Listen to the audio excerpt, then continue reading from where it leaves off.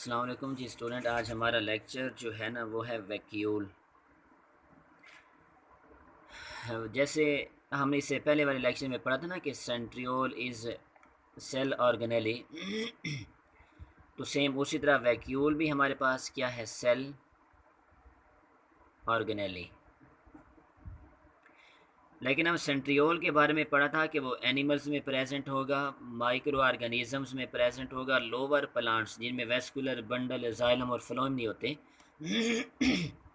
उनमें प्रेजेंट होगा, लेकिन हायर प्लांट्स जिनमें वेस्कुलर बंडल जाइलम और फ्लोएम होते हैं उनमें एब्सेंट होगा। पढ़ा था ना।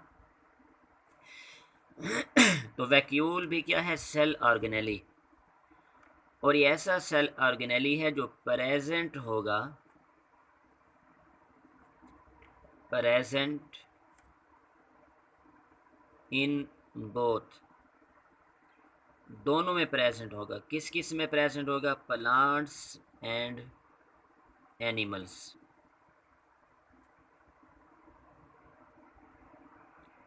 ऐसा सेल ऑर्गेनेली जो दोनों सेल में प्रेजेंट हो, प्लांट सेल में भी प्रेजेंट हो और उसके साथ साथ कौन सी सेल में प्रेजेंट हो, एनिमल्स। ऐसे सेल ऑर्गेनेली को हम क्या नाम दे रहे हैं, वैक्यूल। और भी बहुत सारे ऑर्गेनेलीज हैं जो दोनों में प्रेजेंट होते हैं, लेकिन हम चूंकि वैक्यूल की बात करें तो अब इस वक्त हम इसे कहेंगे। लेकिन ये नहीं समझना कि सिर्फ वैक्यूल दोनों में होगा तो बाकी बाकी भी होते हैं, लेकिन फिल वक्त हमारा ऑर्गेनेली कौन सा है, वैक्यूल।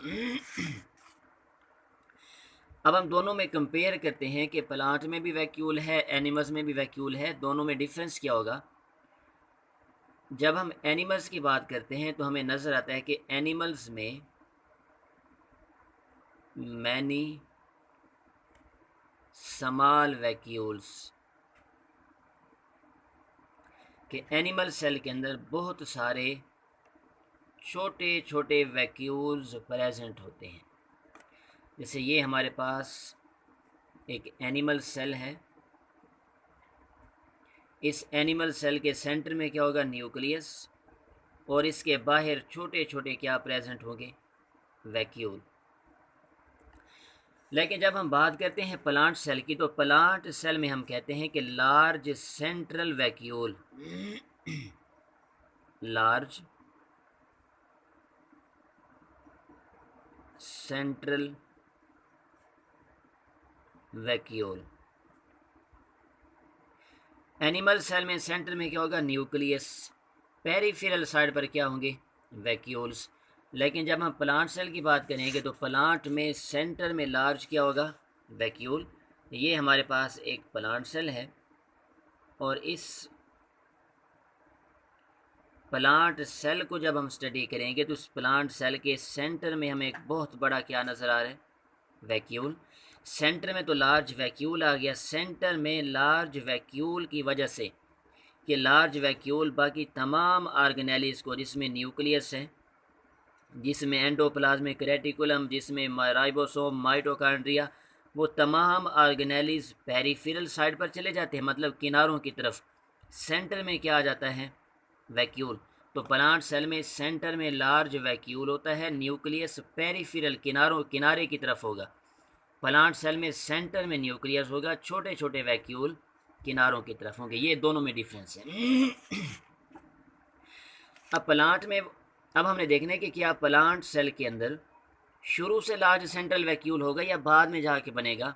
तो इसको हम को एलिसेंस एक लफ्ज़ है उसके लिहाज से समझते हैं कि वो कहते हैं जब प्लांट की ग्रोथ हो रही होती है ना, तो ग्रोथ के दौरान पहले प्लांट में छोटे छोटे वैक्यूल्स होते हैं, लेकिन जब ग्रोथ होती है तो ये छोटे छोटे वैक्यूल्स एक दूसरे के साथ फ्यूज़ होकर एक लार्ज सेंट्रल वैक्यूल बना देते हैं। इनके आपस में फ्यूज़ होने को हम कहते हैं कोएलिसेंस। क्या नाम देंगे, कोएलिसेंस। इसके बाद हमारे पास क्या है, फंक्शन, फंक्शन ऑफ वैक्यूल। पहला फंक्शन तो ये है कि वैक्यूल अपने अंदर वाटर को और बाकी जो सेल के मेटाबॉलिज्म के इंटरमीडिएट मॉलिक्यूल्स बनते हैं उन्हें अपने अंदर क्या करेगा, स्टोर करेगा। दूसरा क्या है कि ये सेल को सपोर्ट प्रोवाइड करेगा, जो बड़ा इंपॉर्टेंट पॉइंट है। और सपोर्ट ये ख़ास तौर पे जो हर्बेशियस पार्ट्स होते हैं, मतलब लकड़ी वाला पार्ट वुडी होगा, जो नरम होता है ना प्लांट, किसी जिसे हम अपने हाथों से तोड़ भी दें, उसे मरोड़ लें, बेंड कर दें, उसे हम कहते हैं हर्बेशियस। उन्हें यह सपोर्ट प्रोवाइड करेगा एक प्रेशर के ज़रिए जिसे हम कहते हैं टर्गर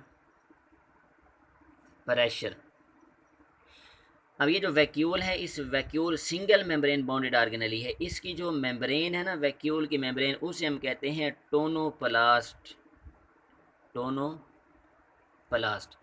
ये टोनोप्लास्ट मेम्ब्रेन क्या करेगी कि बाहर साइटोप्लाज्म के अंदर जो आइंस वगैरह होते हैं ना, जैसे सोडियम पोटाशियम, उनको सेल के वैक्यूल के अंदर पंप करेगी।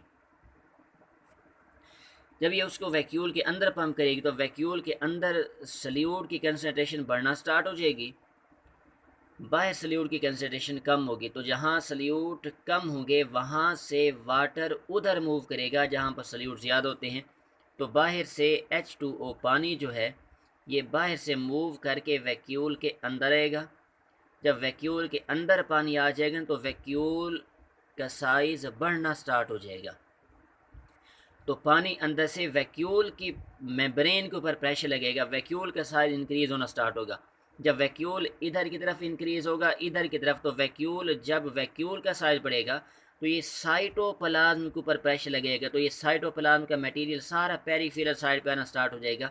तो सेल बिल्कुल रिजिड हो जाएगा, टर्जिड हो जाएगा। इसे हम क्या नाम देंगे? Turgor pressure. टर्गर प्रेशर से सपोर्ट मिलेगी तो ये सेल को सपोर्ट भी देगा, स्टोरेज ऑफ मटेरियल भी करेगा। ये वैक्यूल का फंक्शन। तो ये छोटा सा ऑर्गेनेल था वैक्यूल।